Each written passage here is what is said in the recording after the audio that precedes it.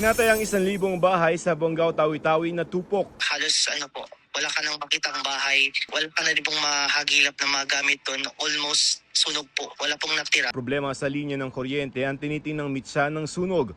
Umabot sa 17.5 milyong piso ang halaga ng pinsala. 2 pang bangkay sa lumubog ng MV Trisha Christine 3 na ahon. Umabot na sa 45 ang death toll. Inaalam pa kung may natrap pa sa lumubog na barko na natuntun na malapit sa Balok-Balok Island sa Basilan.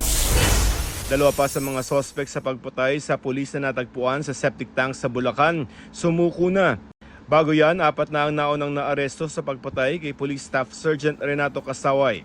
Lumalabas na may kinalaman sa trabaho ang pagpatay sa kanya. Joseph Morong, nagbabalita para sa GMA Integrated News.